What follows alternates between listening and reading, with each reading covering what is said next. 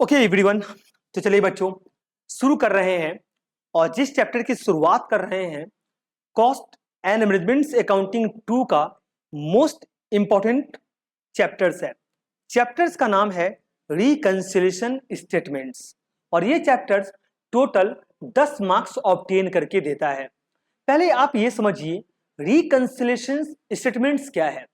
Reconciliation एक process है जिसमें कॉस्ट अकाउंट्स और फाइनेंशियल अकाउंट्स के प्रॉफिट कंपेयर किए जाते हैं ताकि दोनों में अगर कोई डिफरेंसेस है तो उसका रीजन हम समझ सके।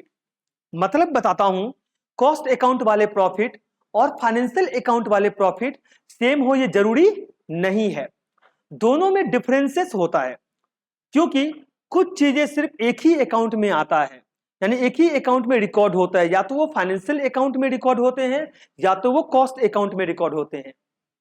और ये डिफरेंसेस निकालने के लिए स्टेटमेंट्स ऑफ रिकंसिलिएशन बनाया जाता है।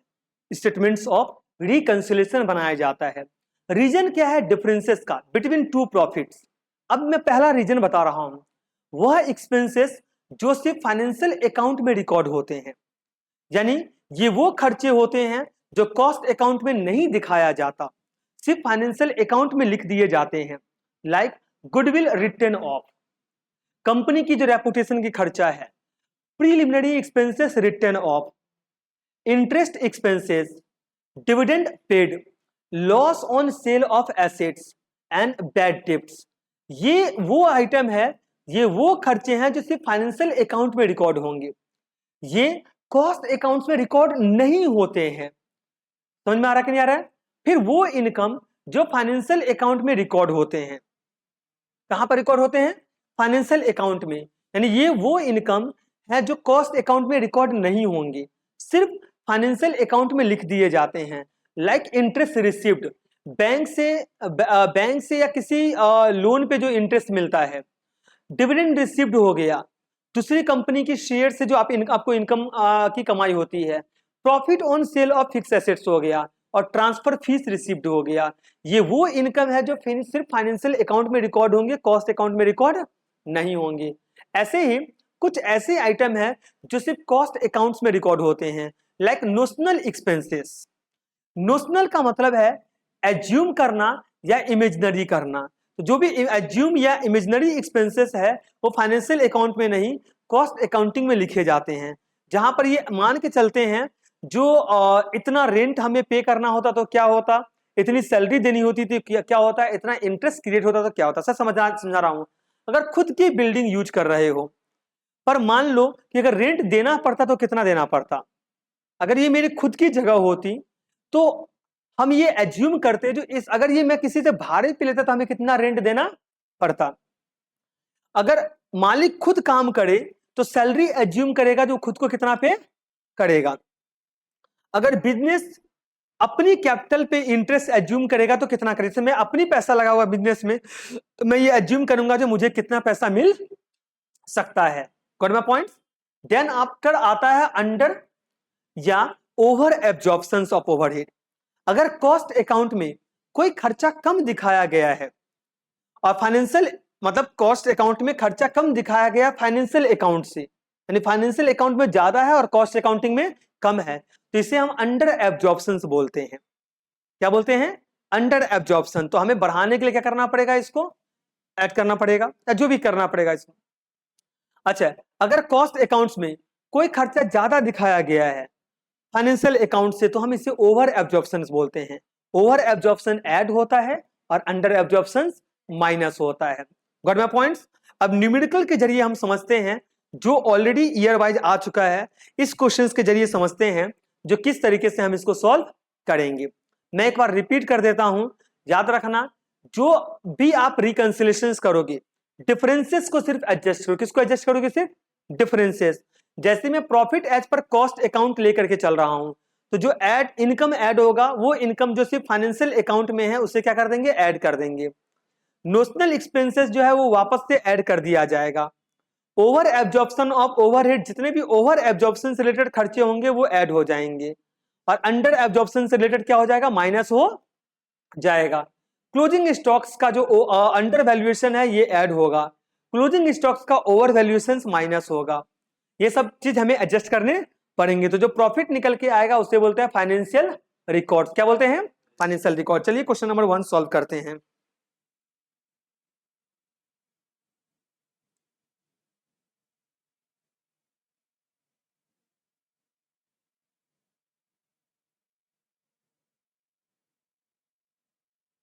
From the following data prepare और reconciliation statements to find profit as per financial account. आपको क्या निकालना है? Profit as per financial account. The given data है, चलिए हेडिंग लिखिएगा reconciliation.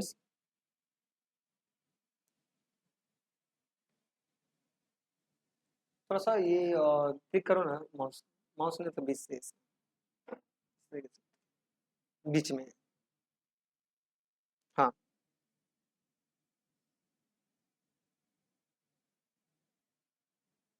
Reconciliation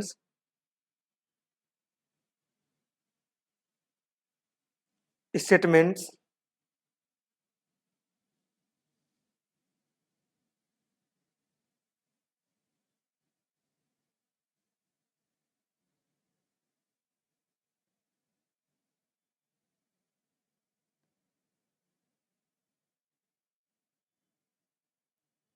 profit as per financial accounts.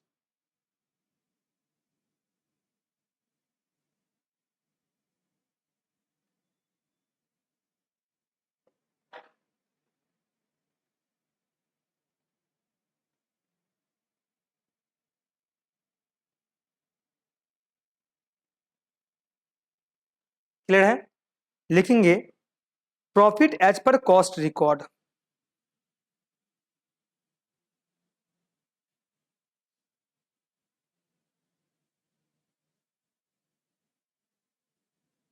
$2,50,000। Next है works overhead over absorption. Over absorption क्या हो जाएगा? ऐड हो जाएगा।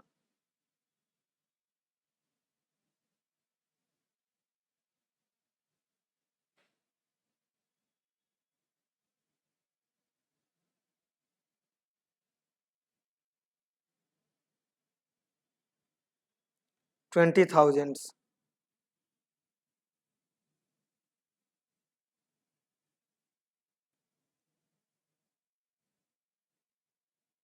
Less administration overhead under absorption, ये माइनस हो जाएगा।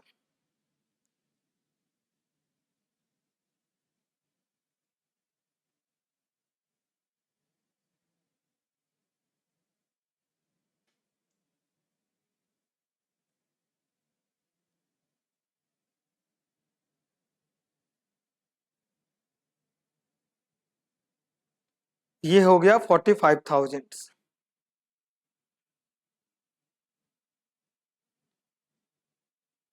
नेक्स्ट है under valuation of opening stocks. तो over valuation of opening stock add होता है और under valuation of opening stocks minus होता है। Under valuation of closing stocks add होता है और over valuation of opening stocks minus हो जाएगा। तो ये आपका माइनस होगा। लेस अंडर वैल्यूएशन ऑफ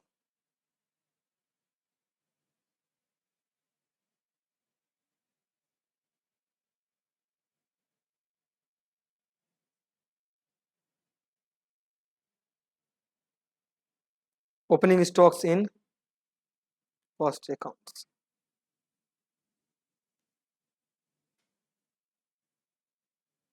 ये है 15,000।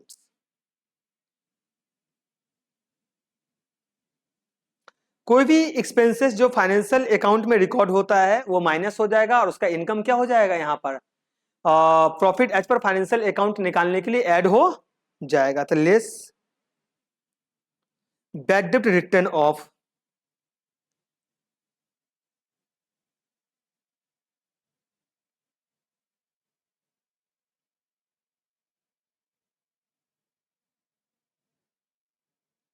$14,000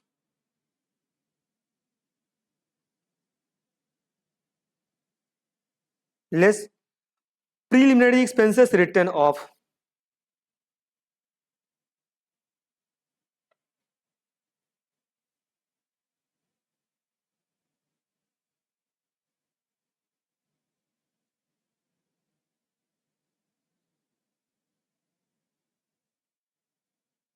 10,000। देख लीजिए बैलेंस कितनी आ रही है, 2,50,000 प्लस 20,000 माइनस 45,000 फिर माइनस 15,000 माइनस 14,000 माइनस 10,000, ये आ गया 1,86,000। ये हमारा आ गया प्रॉफिट एज पर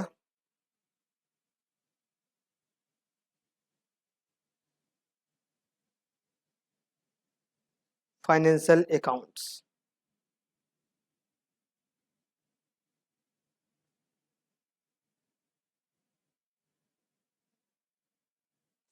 profit as per financial account. कोई डाउट है आपको यहां तक?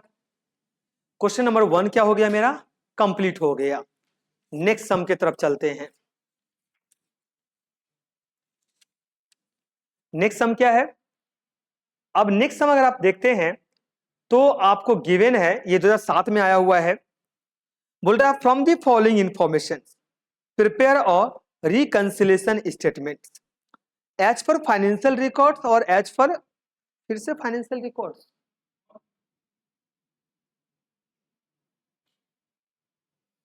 अच्छा ठीक है, एज पर कॉस्ट रिकॉर्ड लिख लीजिएगा। एक फाइनेंशियल रिकॉर्ड का डेटा है और एक कॉस्ट रिकॉर्ड के डेटा है, क्लियर कि नहीं है? अब बच्चों यहां पर देखिए, आपको कॉस्ट रिकॉर्ड से कहां जाना है, फाइनेंशियल रिकॉर्ड्स की तरफ जाना है। तो जो भी डिफरेंसेस होगा उससे हमें क्या करना पड़ेगा, ऐड क्या करना पड़ेगा या माइनस करना पड़ेगा। तो लिखेंगे आप स्टेटमेंट शोइंग, अच्छा देखिए आपका net profit as per financial records कितना है, 40,600 है, और कॉस्ट रिकॉर्ड का कितना है, 39,540 है।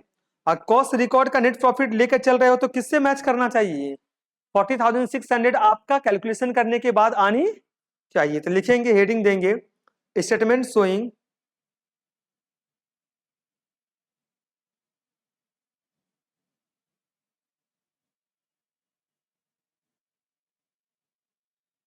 showing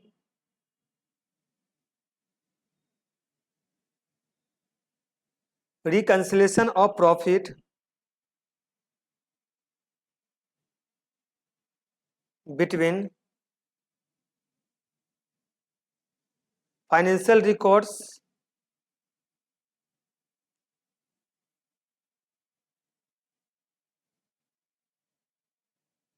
and cost records।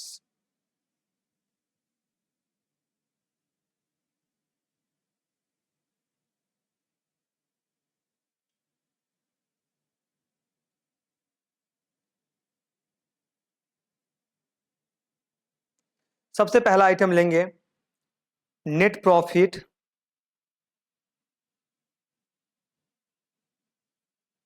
As per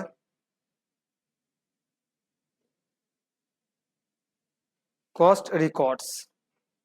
तो net profit as per cost record है 39,540। अब इसे ऐड करते हैं। अब आप देखिए सबसे पहले सेलिंग एक्सपेंसेस दिखाई दे रहा है क्या, फाइनेंशियल रिकॉर्ड में कितना गिवन है, 14,200, और कॉस्ट रिकॉर्ड में कितना गिवन है, 15,000। ओवर की अंडर ओवर हो गया, ज्यादा दिया हुआ है कॉस्ट में, तो ओवर एब्जॉर्प्शन क्या होता है, ऐड, और अंडर एब्जॉर्प्शन क्या हो जाएगा, माइनस। तो लिखेंगे add over absorptions of selling expenses 15,000 minus 14,200, मतलब ये 800 हो गया। क्लियर है कि नहीं है? Next sir, rent received financial records में 5002 है, बट कहां पर शो नहीं हुआ है, कॉस्ट रिकॉर्ड्स में शो नहीं हुआ है। तो फाइनेंशियल अकाउंटिंग के जो इनकम है वो क्या हो जाएगा, ऐड, और खर्चा क्या हो जाएगा, माइनस, तब जाकर के हम रिकंसाइल कर पाएंगे। तो लिखेंगे, ऐड कर देंगे, add rent received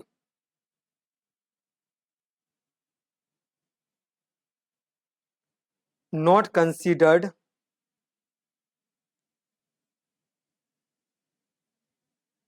in cost records, not considered in cost records, 5200,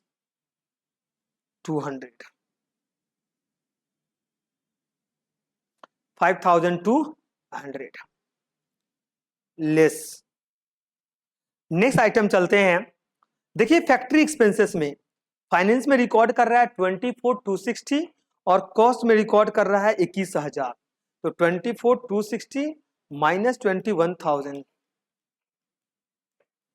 24,260 minus 21,000, ये हमारा जो है ये अंडर एब्जॉर्प्शन क्या हो गया, अंडर एब्जॉर्प्शन। तो अंडर एब्जॉर्प्शन क्या हो जाएगा, माइनस हो जाएगा।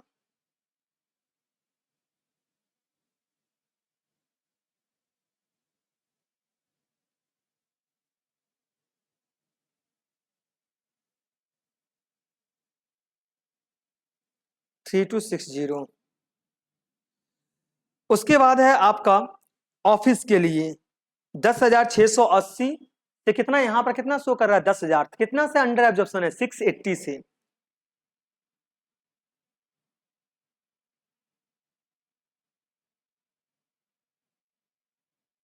Under absorption of office expenses,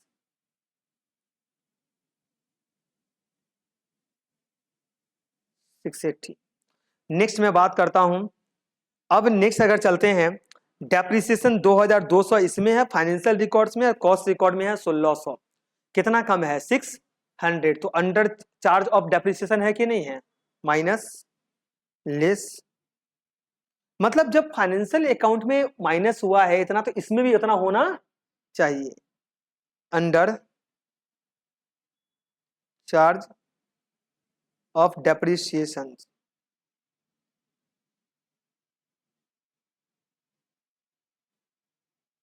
next. इसके बाद अगर मैं बात करूं, अब देखिए 8,160 फाइनेंशियल अकाउंट में क्या है, क्लोजिंग स्टॉक्स है, और कॉस्ट में है 8,560, यानी कि ओवर एब्जॉर्प्शन है, over valuation of closing stocks. तो under valuation of closing stocks add होगा, ओवर वैल्यूएशन क्या हो जाएगा, माइनस हो जाएगा। लिखेंगे less over valuation of closing stocks, sir 400। जो बैलेंस निकल के आएगा वो हमारा हो जाएगा net profit as per financial record, यानी कि ये वाला फिगर आना चाहिए 40,600, 39,540 plus 800 plus 5200 minus 3,260 minus 680 minus 600 minus 400, 40,600 आया। लिखेंगे net profit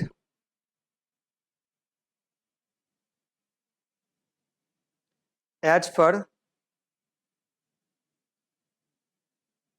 financial records,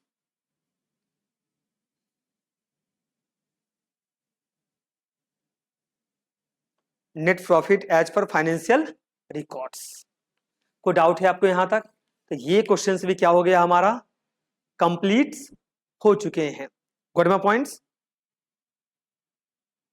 next question 2008 की मैं बात करूं तो 2008 में थ्योरी आया था, यहां से क्या आया था, थ्योरी आया था। और नेक्स्ट क्वेश्चन जो है वो 2009 में आया है। कब आया है, 2009 में आया है बच्चों। क्या बोल रहा है देखते हैं, बोल रहा है the trading and PL account of ABC limited for the year ended 31 December 2008 where as follow, दे दिया है। Following information was available from the cost accounts. Closing stocks दिया है 4000। मैन्युफैक्चरिंग ओवरहेड जो है वो 150% डायरेक्ट वेजेस है। डायरेक्ट वेजेस का कितना परसेंट? 150%। क्लियर है ना? तो सर ये डायरेक्ट वेजेस का जो 150% है आपका मैन्युफैक्चरिंग ओवर हेड, तो आप मेरे को ये बताओ ये ओवर चार्ज है कि अंडर चार्ज है? तो मैन्युफैक्चरिंग ओवरहेड जो है ना वो ओवर चार्ज है। क्या है? Over charge. 150% का मतलब क्या है? ज्यादा चार्ज किया जा रहा है। क्लियर है कि नहीं है? नेक्स्ट है administration selling and distribution expenses वे 10% ऑन सेल्स। जो भी एडमिनिस्ट्रेशन है, सेलिंग एंड डिस्ट्रीब्यूशन एक्सपेंसेस है, वो सेल्स का 10% है। तो हम इसे बोल सकते हैं भैया ये एक तरीके से हमारा क्या हो सकता है? अंडर चार्ज हो सकता है। डेप्रिसिएशन चार्ज किया गया है 2400।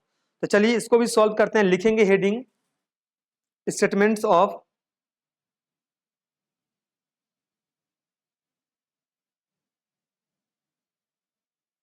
सर ये जो ट्रेडिंग दिया हुआ है, एनपीएल दिया हुआ है, ये किसका है? ये है फाइनेंशियल अकाउंट का। किसका है?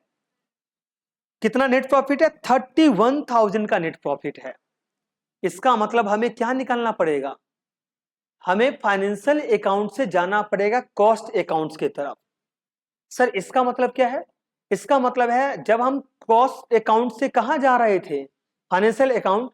तो हम उसका ठीक विपरीत करेंगे, यानी कि उल्टा करेंगे। जिस आइटम को हम ऐड करते थे अब क्या कर देंगे उसको? माइनस। यानी कि ओवर चार्ज जिसे ऐड करते थे net profit as per cost accounts में, तो उसे अब माइनस करेंगे, और अंडर चार्ज जिसको माइनस करते थे उसको ऐड करेंगे। यानी जितने आइटम है सब क्या हो जाएगा? अपोजिट हो जाएगा। तो लिखेंगे इसमें स्टेटमेंट्स ऑफ रिकंसिलेशन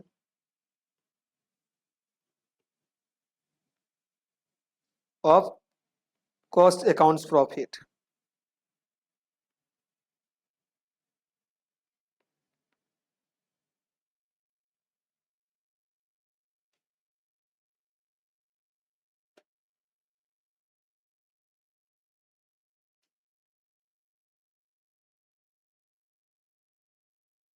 लिखिएगा net profit as per financial accounts.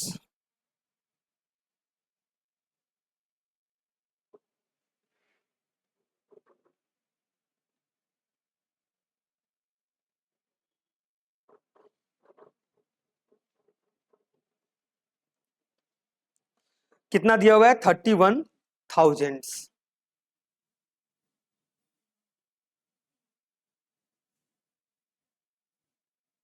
Add. अब क्या बोल रहा है बच्चों? मैं रिपीट कर रहा हूं, ध्यान से याद रखना। जब आप कॉस्ट से जाते हैं रिकंसाइल करने के लिए फाइनेंस की तरफ, तो अब उसका ठीक क्या करिएगा? अपोजिट करिएगा। तो अब मैं बात करता हूं डायरेक्टली आपसे। देखिए administration selling and distribution expenses कितना परसेंट है? 10% ऑन सेल्स है। तो 1,43,000 का अगर हम 10% निकालते हैं, तो 1,43,000 का 10% होता है 14,300। 14,300। और आपका एडमिनिस्ट्रेशन एक्सपेंसेस कितना दिया हुआ है? आपका फाइनेंशियल अकाउंट में दिया है 10,000। मैं रिपीट कर रहा हूं, फाइनेंशियल अकाउंट में कितना दिया हुआ है? 10,000। और सेलिंग एंड डिस्ट्रीब्यूशन एक्सपेंसेस कितना दिया हुआ है? 16,000। इन दोनों को जोड़ देते हो तो कितना होता है? 26,000। यानी कि administrating selling and distribution expenses total मिलाकर के है 26,000 फाइनेंशियल अकाउंट के हिसाब से। और कॉस्ट अकाउंट के हिसाब से निकला है 14,300। कम है कि ज्यादा है? कॉस्ट अकाउंट में कम है। तो कम है मतलब ये क्या हो गया? अंडर एब्जॉर्प्शन हो गया। क्या हो गया? तो अगर हम net profit as per cost account लेकर के चलते तो इसे हम क्या कर देते हैं? माइनस कर देते हैं। लेकिन हम क्या लेके चल रहे हैं? Net profit as per financial account कर रहे हैं, तो इससे हम क्या कर देंगे? ऐड कर देंगे, है ना? लिखिए under absorption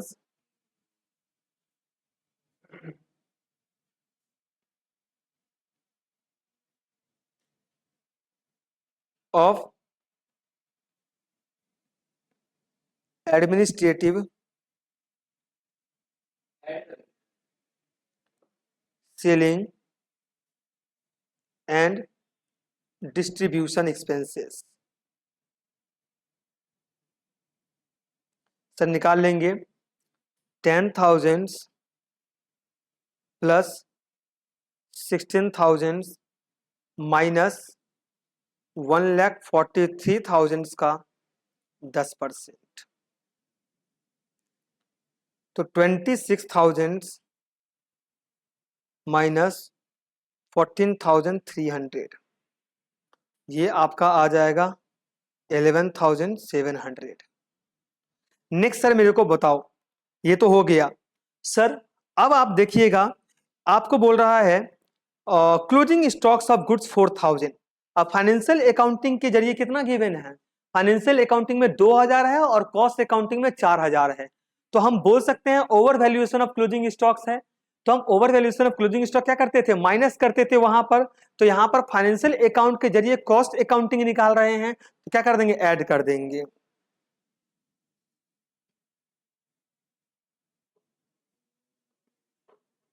over valuations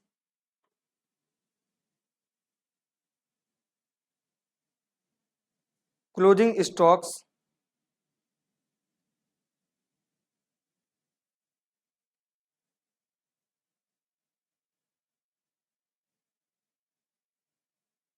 $4,000 minus 2,000, ये कितना आ गया? 2,000 आ गया। सर क्लियर है ना? नेक्स्ट चलते हैं। बोल रहा है मैन्युफैक्चरिंग ओवरहेड अप्लाई किया है 150% ऑफ डायरेक्ट वेजेस। कितना परसेंट? 150% of direct wages. तो सर आपका डायरेक्ट वेजेस 20,000 है, इसका 150% कितना होगा? 30,000 हो जाएगा। तो फाइनेंशियल अकाउंट में आपका वेजेस 20,000 है और इसमें मैन्युफैक्चरिंग ओवरहेड 30,000 है। तो हम बोल सकते हैं ये ओवर एब्जॉर्प्शन है।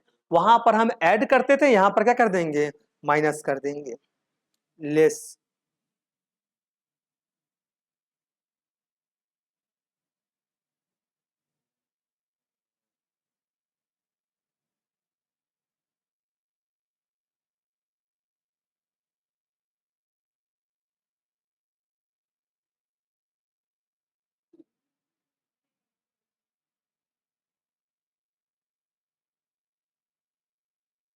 $30,000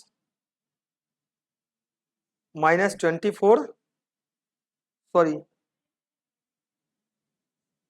मैन्युफैक्चरिंग ओवरहेड, सॉरी यहाँ पर कितना है? 24,000 है सर। तो 24,000, 6,000। Next, depreciation as per cost account हमने चार्ज किया है 2,400 और एज पर फाइनेंशियल अकाउंट है 2,000, यानी डेप्रिसिएशन भी ओवर चार्ज है। ऑफ कोर्स कॉस्ट अकाउंटिंग रहता तो ये ऐड होता, बट यहाँ पर क्या हो जाएगा? ओवर चार्ज होने की वजह से माइनस हो जाएगा, तो less depreciation over charge.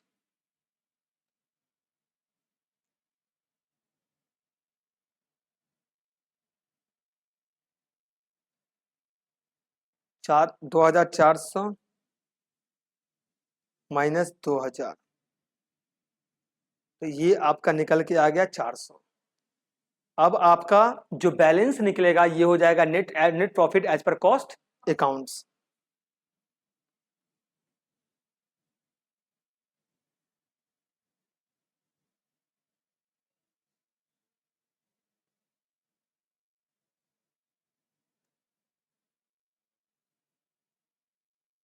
$31,000 plus 11,700 plus 2,000 minus 6,000 minus 400, आपका आ गया 38,300। Net profit as per cost account कितना आ गया? 38,300। कोई डाउट है यहां तक? सर क्लियर है कि नहीं है? ओके, सब कुछ समझ में आ रहा है प्रॉपर तरीके से? चलिए,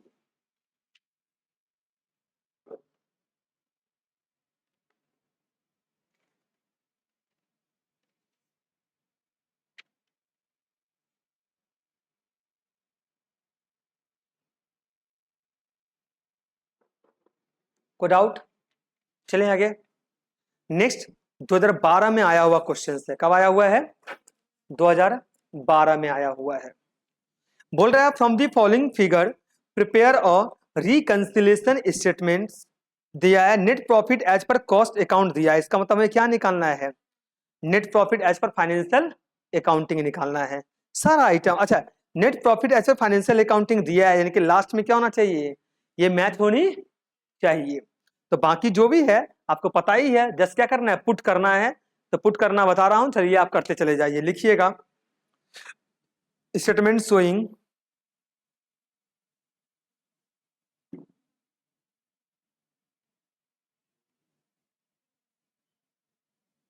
reconciliations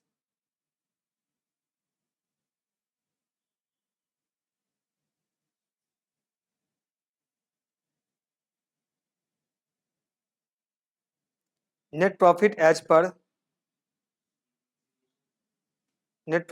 per cost accounts and अगर पूरा लिखना है तो दोनों का नाम ले सकते हो, and net profit as per financial account.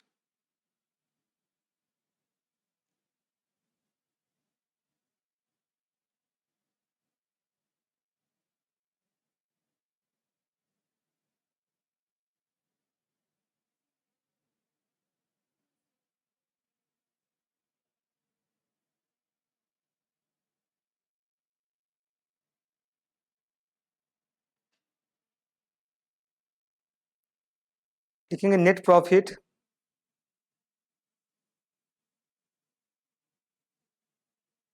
As per cost accounts 66760,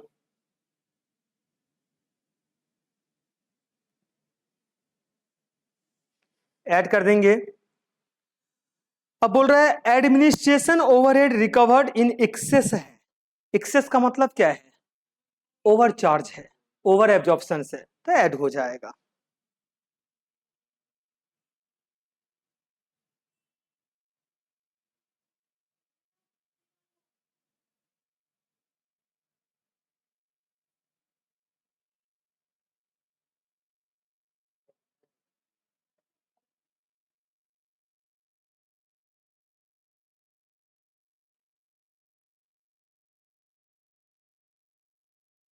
four two five zero. Next है, अब अगर और आगे जाता हूं तो depreciation charge in financial account में 3660 रुपए का डेप्रिसिएशन चार्ज हो रहा है, और कॉस्टिंग में हो रहा है 3950, तो ये भी ओवर चार्ज है। तो ओवर चार्ज क्या हो जाएगा, ऐड हो जाएगा, और अंडर चार्ज क्या होता है, माइनस हो जाता है, तो ऐड।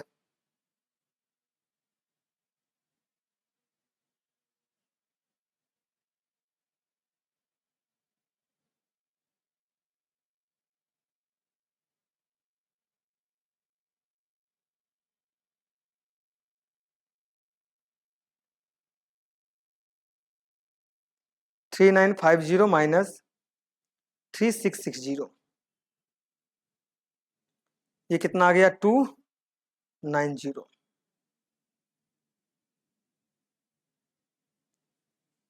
नेक्स्ट है आपका, यहां तक तो मैंने कर दिया। इसके बाद देखिए एक आइटम है interest received but not include in cost account. Interest received is a item of financial account, तो वहां पर आप यहां पर इनकम क्या कर देंगे, ऐड कर देंगे। लिखेंगे ऐड इंटरेस्ट रिसीव्ड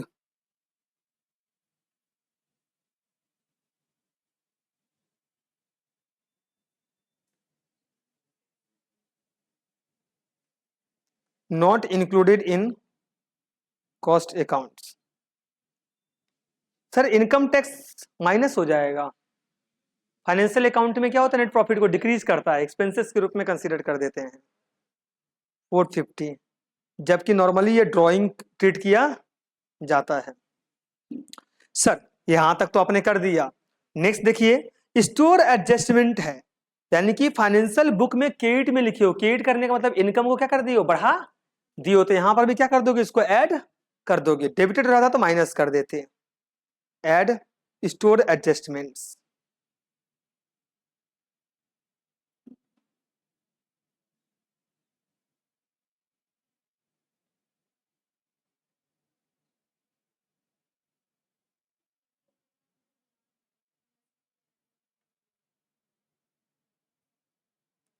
420। ये हो गया क्या? अब क्या कर देना है सर? बाकी सब अब लेस वाला आइटम ले लीजिए, माइनस। बोल रहा है फैक्ट्री ओवरहेड अंडर रिकवर्ड, क्या हो जाएगा? माइनस।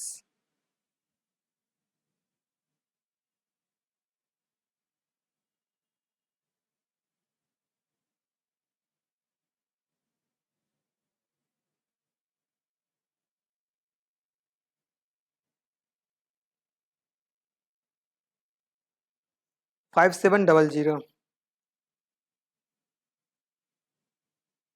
नेक्स्ट चलते हैं, फैक्ट्री ओवरहेड तो भैया हो गया। नेक्स्ट है income tax provided in financial book 230।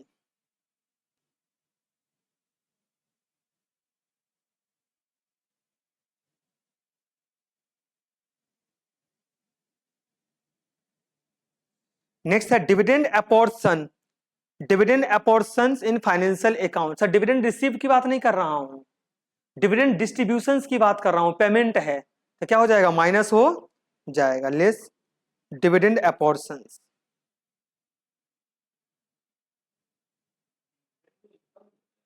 Dividend एक रिसीव करते हैं, दूसरा पे करते हैं। जब किसी कंपनी से डिविडेंड मिलता है तो हमें क्या है? इनकम है। लेकिन जब हम किसी को डिविडेंड पे करते हैं तो क्या हो जाएगा? आपके एक्सपेंसेस। ये तो अपॉर्शन है, डिस्ट्रीब्यूशन है, डिस्ट्रीब्यूट है। नेक्स्ट है आपका loss due to the provided. Loss मतलब क्या है? लॉस ही है ना, माइनस हो जाएगा।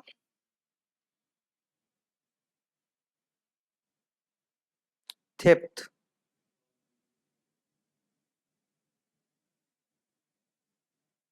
देख लीजिए क्या आ रहा है। ये हो जाएगा 66760 plus 4250 plus 290 plus 450 plus 420 minus 5700 minus 230 minus 860 minus 260। ये हमारा आ गया बैलेंस 65120। लिखेंगे net profit as per financial account. Clear sir? समझ में आ रहा कि नहीं आ रहा है? तो ये पहला लेक्चर्स कंप्लीट हो चुका है। सेकेंड लेक्चर्स हम नेक्स्ट क्लास में बात करेंगे। थैंक यू सो मच बच्चों। आराम से आराम से आराम से, कोई दिक्कत नहीं, रिलैक्स।